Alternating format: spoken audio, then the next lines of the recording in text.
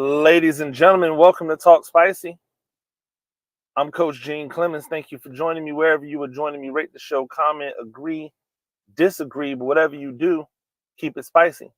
5-star ratings are appreciated. And if you're joining me on the YouTube channel, make sure you like, make sure you subscribe. I had to come to you now because I just couldn't wait until tomorrow. There was so much going on in the football landscape, in the world of media, that I had to come and bring it to you right now. I just want to say, as I sit and as I sit here in the car and I celebrate my 400th episode of Talk Spicy, that this is by no means what I would consider to be an elite level podcast.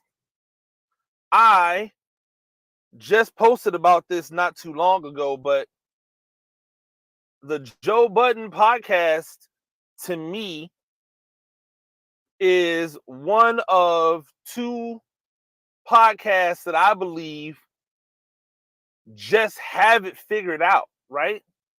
Now, what they do is different than what I do, so I'm not striving to be them, but I want to give the flowers where the flowers are. Here's what I mean. I don't always agree with what a guy like Ice on the platform, on the Joe podcast, the Joe Budden podcast says. But I never have to wonder if Ice is giving his opinion or if he is parroting what somebody else says. See, the problem with what we've done in media with the hot takes and the clicks and the everybody wants to be popular and going viral is that people are looking for a formula for success. And there is no formula for success other than getting to the money. That's it. And the money is not greenbacks. It's not financial always. The money is whatever the goal is, whatever the feat is, whatever that accomplishment is for you. That is what getting to the money is. And for a lot of people, that has been, let me parrot and or just copy what other people are doing, or more importantly, what other people are saying. But that stuff is washed for 2024, ladies and gentlemen. I'm here to tell you, and I'm speaking for everybody, cool. If you are out there saying something, we want to know what you think. We want to hear your thoughts. We want to hear your words. We want to see your actions. We don't care if you think the exact same thing as somebody else and you don't bring anything uniquely you to the table. Just hit the like button. Just hit that little button that says you like it, that essentially says that you agree. Move on. Retweet it because you want to show support and move on. But don't just take exactly what somebody else just said and then make it seem as if you're saying it. Because no, you know you took that from somebody else. You know that that is what somebody else believes and not what you believe. So there's no reason for you to act. There's no reason for you to pretend as if you're doing something different. You're not. You're a poser. You're a fake. You are a caricature. And in 2024, if you have not noticed it yet, people are exposing you. You are no longer going to be able to get by with using the thoughts of other people. You are no longer going to be able to get by with saying something just because you think it's cool for the clicks and then never having to face repercussions for it. My man, shout out to Emery Hunt. You know him at Football Game Plan. Every year he comes out with the industry standard, the football game plan draft guide, and the guide looks nothing like anybody else's draft guide. And every single year, people in the industry with thousands upon thousands of followers who work for real legitimate publications will go in there and pick and pluck and steal players from his draft guide and make it seem as if they've had that thought process. But then when there is somebody that's radical, where there's a thought process that's radical, that doesn't go with what the mainstream says it should go with, they ridicule him. They call him stupid. They say he doesn't know what he's talking about. They say he's doing it for clicks. And then 6 months down the road, 8 months down the road, a year, 2 years, 3 years later, all of a sudden, it's crickets. You know why? Because more things in his draft guide hits than misses. When he said that Jahmyr Gibbs was on par with Bijan Robinson, when he said that Jahmyr Gibbs might be the best in the backfield coming out of the 2023 class, people said, "Oh, he's crazy." And then we watched as Jahmyr Gibbs was given the backup duties to a guy who's nowhere near as dynamic as him, and put up numbers that were comparable. We watched as his yards per carry is way above what the starters is. And we watched as Bijan struggled. Still good, still has a chance to be great, but struggled. We heard when he said, "Hey, this defensive end, this edge rusher out of Kansas State, not really high on him." And everybody killed him. Oh, what does he know that Kansas City doesn't know? Fast forward a full year, that guy was not even active in the most important game of the season for the team that drafted him in the first round. Where are the apologies? Where are the "you were wrongs"? Guess what? We're not letting this slide this year. When you say some dumbass stuff, we're calling you out on it. When you're parroting what other people are saying because you don't have a thought process of your own, we're calling you out on it. If you can't manage to think for yourself, stop putting what you think out there, because we're calling you on it. There's nothing wrong, absolutely nothing wrong with missing, with not being right, with saying something that ends up not being true. There's nothing wrong with that. And we don't have to save everybody. Guess what else we're not doing in 2024? We're not protecting women in their takes. If you're a woman in the sports landscape and you say something and it's completely and totally off, you should get fried up the same way that every man gets fried up. And you should be called all of the goofy names that they call men, and nobody should be protecting you or coming to your aid. If we don't start hearing things more than just regurgitating stats and facts and figures from women, then it's going to be hard for us to just wholeheartedly believe in what they're saying, to really believe that they know the sport. Listen, I get it. People like Kara Lawson put the bar so high, right, that it's hard for other women to come behind it and live up to it. But that woman knows the game at a level so good that she could talk about the men's basketball game, the women's game. She can talk about a youth league game. She can talk about old men on the park. It don't matter. Her opinion is going to be respected by men, by women, by animals. Why? Because she speaks the game at a level where you know she knows what she's talking about, and she doesn't have to quote a stat. She doesn't have to use a stat. She doesn't have to use stats and information. She doesn't have to get online and figure out the the DVOA or the DVYA or the MTNA or the YMCA to let you know that she understands this. Why? Because she knows the game. She knows the game. It should not have taken Doris Burke this long to be on a broadcast as one of the people sitting in the booth or sitting wherever they're sitting at, calling the game. She spent far too long as a sideline reporter. She's fantastic at her job. She knows the game. She doesn't have to spill out stats in order to know the game. She doesn't have to do all that in order to know the game. She just knows it. She understands it. We don't have to call everybody that's involved in the game an analyst. That goes for male and female. Some people are reporters. And if you're a reporter, then be a reporter.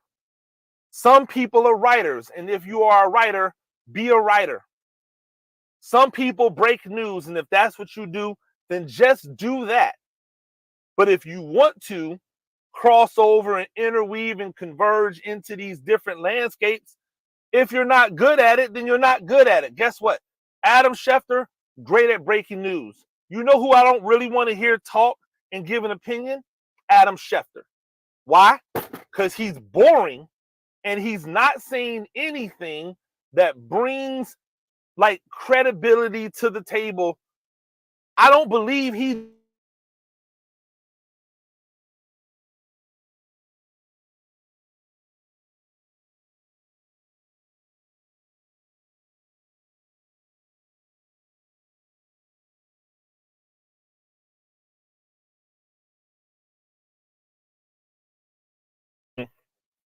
I believe that any information that he has, that Adam Schefter has, any of that information he received from another source.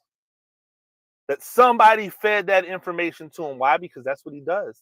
And that's what he does well. His original thoughts don't even sound original. I heard he's got a podcast. I've never listened to it once. But I've heard him talk, and when giving his opinion on stuff, it just doesn't sound like something I want to listen to. That's okay. That's not how he got to the money. That's not how he got to the money. Now, if he wants to be in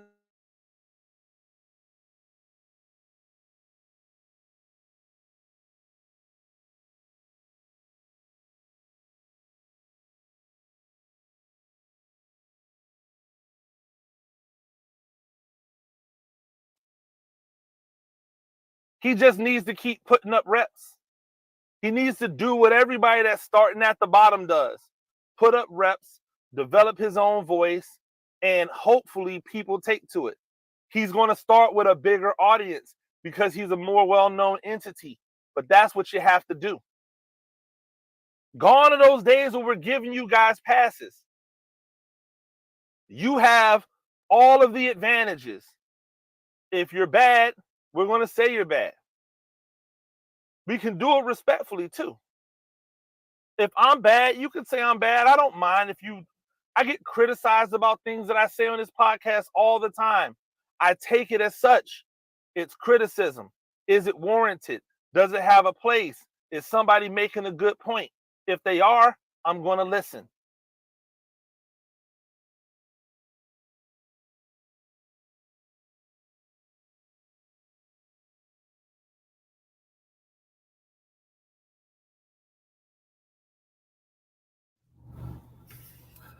Gotta adjust something in the sound. I had some sound issues. My apologies.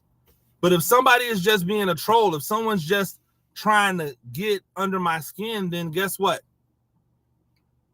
I can let that go by. You know what I can't let go by, though? All this football. Let's get into it. Number one, the Kalen DeBoer's hire in Alabama is probably the most predictable, unimaginative hire that Alabama could have made. This is what Alabama most likely did. Hey, who are the most accomplished coaches that we could possibly get that people think are hot right now? So they probably went to Florida State, and they went to Oregon. They know they can't go to Georgia. In Oregon, Dan Lanning used the threat of Alabama to get more money from Oregon. It's been the coach's playbook forever. Mike Norvell used the possibility of Alabama to get more money from FSU. It's a time-honored tradition.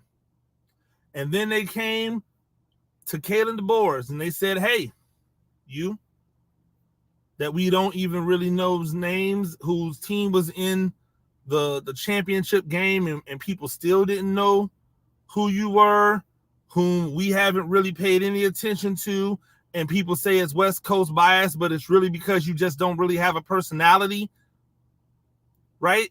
That resonates with us.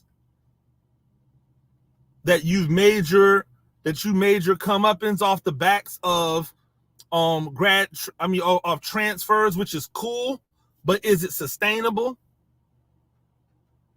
And they said, okay, we'll pay you a boatload of money to follow the GOAT. And you, to your credit, said, I'm willing to accept the challenge, even though a lot of people believe that following Nick Saban might make it the worst job out there. I believe I was listening to Bomani Jones and Dominique Foxworth say that because of what comes with the job, the fact that you can win 10 games and 11 games and that not be enough, you've got to win a championship at Alabama. Like, I think that because of that, people look at that job and go, it's a bad job. Well, guess what? In some respects, they're right. But in this respect, they're wrong. If you're the person that's able to go there, right, and not only keep it popping like Saban had, but actually take it to another level, you immediately become legendary. You immediately vault to one of the best that ever did it, right? Underneath that scrutiny, underneath those circumstances. But it was an unimaginative hire because it was a hire that most people believe they would do. Oh, go find one of these guys. But the slam dunk hires, the hires that would have actually made the most sense from this is where the landscape is and where it's going, you should have backed up the Brinks truck for Lane Kiffin.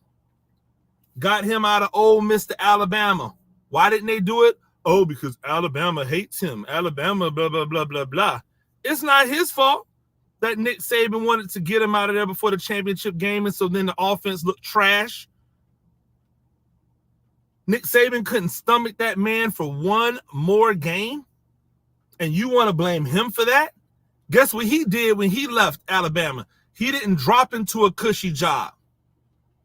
He went to FAU. He got FAU popping. Then he came back to Ole Miss, and he's got Ole Miss popping. Right in the fight. With less resources than what's being provided at Alabama because Alabama cares more. That's the hire. That keeps your offense popping. You can get some continuity for your defense. You should have reached out to Coach Prime. Got Prime at Alabama.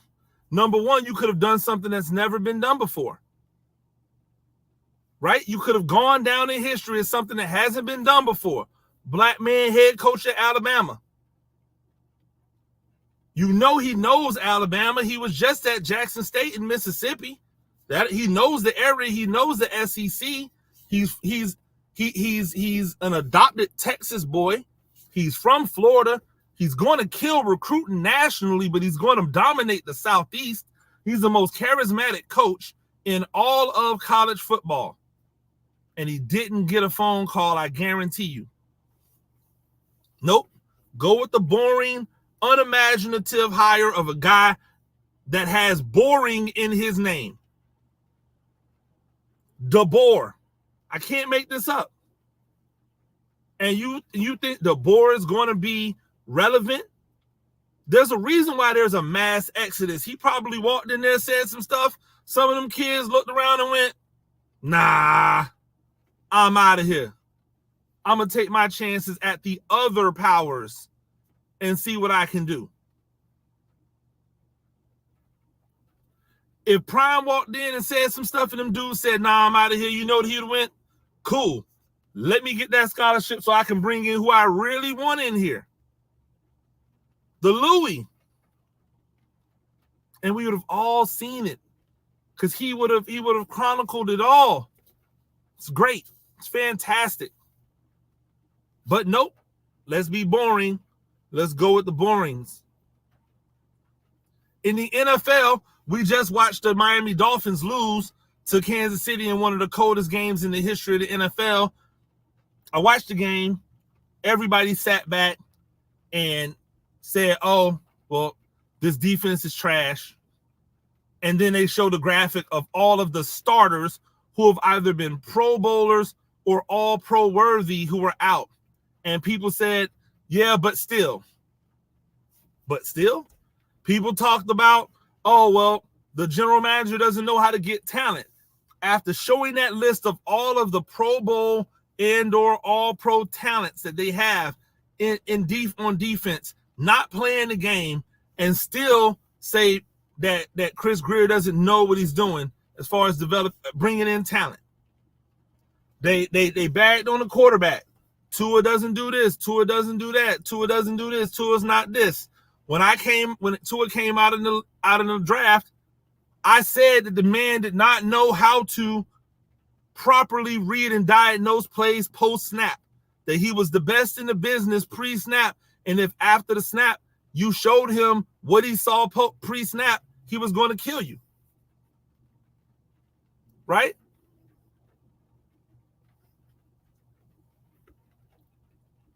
He's still the same dude. But guess what? You're supposed to have an offensive genius at quarterback. I mean, as your head coach. He's supposed to be a genius. That's what everybody keeps telling me. Everybody keeps telling me that Mike McDaniel, shout out to the brother, that Mike McDaniel is a genius. And yet, he can't decipher how to manipulate a cover 2 shell defense.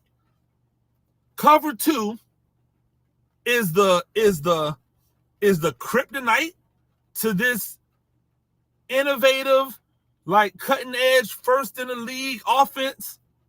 Really? Cover 2. That's all it takes.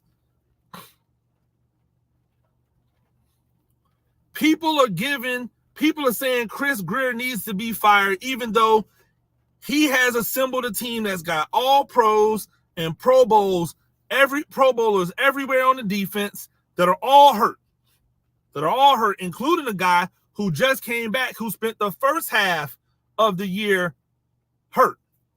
He's got an offense full of the most dynamic weapons in all of the NFL. If we were going weapon for weapon on Miami versus Kansas City's offense, you would go, the quarterback goes to Kansas City.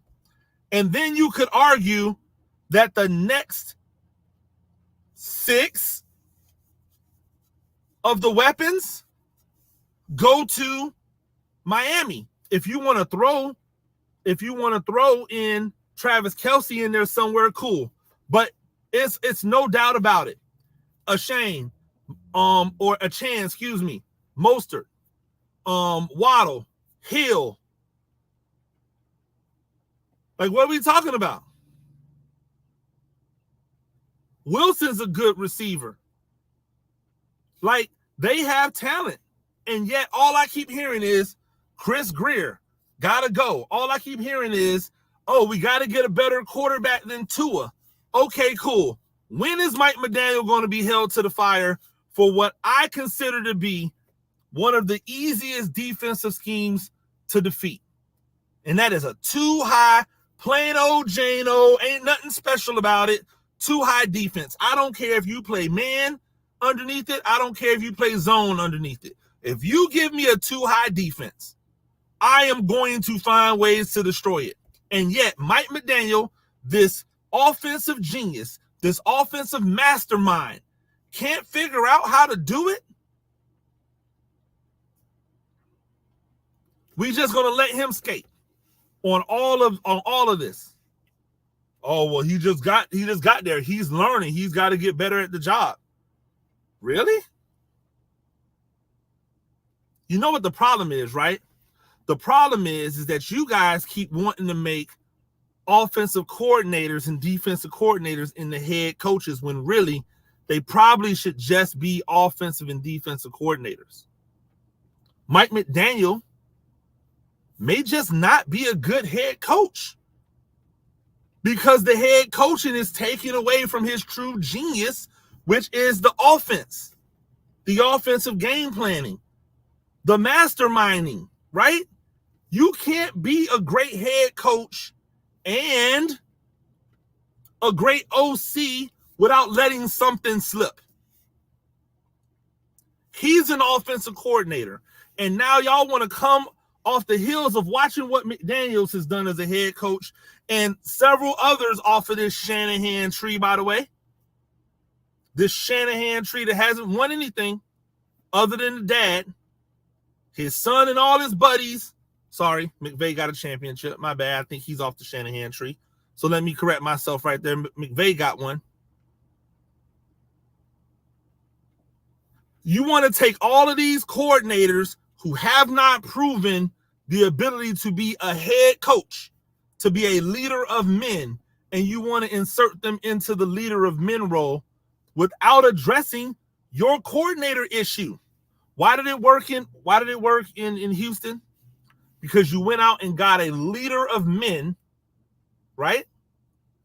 And he brought in a really good guy to run the offense. Now you want to take the really good guy to run the offense and make him a head coach without any type of understanding on whether or not he's going to be a leader of men. Hey, here is why defensive coordinators historically have seemed to make better head coaches than offensive coordinators. Because on defense, it's not really about the scheme. On defense, it's getting people to buy into the scheme. On defense, it's getting 11 players to all work as one for the betterment of the unit. It's not the ability to be able to scheme people up. It helps. But the same defense, plus or minus good players buying in, is going to make all the difference in how good the defense is. So a defensive coordinator is going to be a better manager of men, a better leader of men than an offensive coordinator is, because on the offensive side, it's all about scheme and execution of the scheme. So he can be up in the booth. Why do you guys think that more often than not, the defensive coordinators on the field and the offensive coordinators up in the booth? Because the offensive coordinator, a lot of times, is playing a video game with real life humans. And the defensive coordinator is feeding off energy and then distributing it to the players. I got to be able to touch you. I got to be able to talk to you in order to do that. If I'm the offensive coordinator, I just got to be able to hit the buttons, right? And disseminate the information to the people and have them execute. Sometimes it works even when they don't execute because you just have way better players. This is why defensive coaches tend to make better head coaches than offensive guys, because they're worried about people and the personnel, whereas the offensive person is worried about the scheme. So now we've got offensive coordinators being touted as the next head coach. Oh, you want Bobby Slowick to be your new head coach? Is he bringing CJ Stroud? Is he bringing all of those dynamic receiving weapons? Is he bringing that offensive line? If the answer is no, then guess what? You probably don't want Bobby Slowick as your head coach. You want him as your offensive coordinator. And what some teams should do is pay him head coach money to be an offensive coordinator. Hey, man, I think so much of you as an offensive coordinator. I want to pay you whatever it's going to take to get you to my team to coordinate this team. I just don't want you to be the leader of men because that's not what your skill level is. That's not what you've shown. Oh, well, he has to get a chance to show it. At whose expense? Why? Why do special teams coordinators make better head coaches? Because of the dynamic of their jobs. Why do position coaches make better head coaches? The ones that just skip over being coordinators because of the nature of their jobs. And not position coaches like quarterbacks coaches. Those dudes make the worst head coaches because they're only used to really having to deal with one person at a time. The guys who have to worry about have to deal with a unit, the offensive line coach, the linebackers coach, even the defensive backs coach, because they have to get a unit to work together. You want Bobby Slowik to come in and be your head coach? Cool. I hope he's bringing all that stuff with him. If not, Do you want McDaniel from the Ravens to be your head coach? Is he bringing Kyle Hamilton? Right? Is he bringing Hamilton? Is he bringing Roquan Smith? Is he bringing those defensive linemen with him? If not, who knows? He might have a better chance than Slowik, but I don't know. You know what I am confident about, though? Antonio Pierce. Why are we having conversations about Antonio Pierce being a defensive coordinator, and I've never seen him coordinate a defense? You know what I have seen him do? Lead a team. He looked infinitely better at it than Josh McDaniels or John Gruden has. So why should I even be worried about him being a defensive coordinator? If I'm him, why should I want to be a defensive coordinator?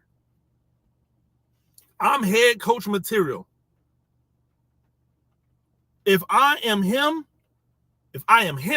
not me, if I'm him, bro, I'm only coming to places that want me to be the head coach because I have shown and proven that I can do the job at a high level under circumstances that are not favorable. That's the part. Under circumstances that are not favorable, I am proving that I can be the head coach. I don't have all of the elite level weapons. I don't have the elite level quarterback. I don't have the greatest defense in the world. I don't have a stable front office organization. I just have my ability to lead men. And that's what I'm standing on. So when I hear people for the Giants go, oh, well, he could come and be the defensive coordinator here. Huh? I'm pretty sure he's looking at Brian Daboll the exact same way he looks at Josh McDaniels. Yo, this dude is just here because ... So then when you fire Brian Daboll after he doesn't get it popping in year 3, you're going to make this dude the interim coach, and then we're right back in the situation again?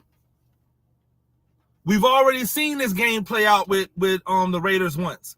We saw it play out in Carolina last year. Then they fired the guy and then hired the guy that was with the guy. And it was the same results. You got rid of the leader of men that you had 2 years ago as the interim, hired a guy who had failed somewhere else, then fired him not even a year in, and then the guy that he brought in to be with him didn't do any better. But now we want Antonio Pierce to just be okay with being a coordinator? No. Absolutely not. Tennessee should be trying to get him. The Giants might want to knock on the door and say, hey, are you interested in the head coaching job here? Maybe it's 2 and out for if we've got to do all this other stuff, maybe it's 2 and out for them. But we've seen him prove it as a head coach. So he doesn't need to go back in the queue as a defensive coordinator and do something he has not done, something that doesn't always equate equally to being a head coach, a leader of men. It's not hard. It's not brain surgery. He should be a head coach. We've seen it. You know what else we've seen? We've seen Patrick Mahomes perform at a high level. We know that this year has been a bad year for Patrick Mahomes. This is a bad Patrick Mahomes year. And I said it on Twitter before. There are quarterbacks in the NFL that would kill to have Patrick Mahomes' worst year as a professional. So yes, it's a bad year for him. It's a great year for everyone else. And that team that we saw last night can 100% win a championship again. I was talking to my guy at Chris James. Follow him at CJ Florida 9. He said that he believed there were only a couple teams in the NFL capable of beating them. I happen to agree. Because if you don't have an elite level defense, Patrick Mahomes, is going to figure out a way to pick you apart. And they're not going to play in negative 25 or negative 20 wind chill every game, which means you can't rely on Travis Kelce to drop all the balls that he dropped in that game. But you saw what Rashee Rice was doing out there. This is the off year for him. And he's got his team in a position to look like they could win a championship. That's got to be scary for the rest of the league. That's got to be scary for the rest of the league. If I'm Baltimore, I'm on high alert, although I think the Baltimore Ravens are tailor-made to beat them because they have defensive backs who can run with their receivers and tight ends. They've got linebackers who can match up with the tight ends. They've got a pass rush. And then they've got Lamar Jackson. Right? So I think they could do it. I think, as my boy CJ said, I think the 49ers are suited to beat them. I think what they do, efficiency on offense, playmakers on defense, they can beat them. Everybody else is going to have an issue. The Giants, I think their defense is just too leaky. Everybody else, I don't think stands a chance. And that is Buffalo included, because they've got a guy there who is an alien in so many ways, but he also likes to throw you the ball. He also likes to give you the ball a lot. And that just does not work in championship level football. It's been interesting to see. It's going to be interesting to watch today. Hey, if you're into single day fantasy, I'm gonna give you a little hint. There's two games that are going to go over today because, right? It's two games that are just going to go over. Like, book it. They're going over. Dallas game's going to go over. And my brain just went blank. It'll come back to me. Oh, and the Lions and Chargers. No, I'm sorry, not Chargers. The Lions and Rams game are going to go over. If you're a single game fantasy person and you're not taking these quarterbacks to throw for 1 billion yards, you're doing it wrong. Go make yourself some money out there. Also, if you want to spend a little bit of that money and put it to a good cause, hey, head into the Super Bowl again. I've got tons of content coming on Super Bowl week. I'm talking Talk Spicy podcast every day. I'm talking live Judge Gene episodes. I'm dropping my Savannah exclusive not top 20, but my first team all Savannah football team. That's going to be fly for anybody in Savannah. I'm a little bit different take on the top 25 this year because I want to be able to service an actual legitimate team. Just interviews coming. I'm going to be live streaming all of this content this year from the Super Bowl, but I need your help. So if you want to support what we're doing, hey, get at me. Hit me in the DMs. If you've got a business and you want it to be promoted, hit me on the DMs. It's going to be up. I appreciate everybody. That's Talk Spicy. I'm Coach Gene Clemons. You do this thing a few times a week. Rate the show, comment, agree, disagree, but whatever you do, keep it spicy. 5-star ratings are appreciated. And if you're joining me on the YouTube channel, make sure you like, make sure you subscribe. Hey, shout out to Twitch and all the Twitch people out there. We are officially on Twitch. Now you see us on Facebook. You see us on YouTube. You see us on X or Twitter. You see us on Instagram. Shout out to the Instagram people. And now you see us on Twitch. 2024, we're coming. Till next time, peace.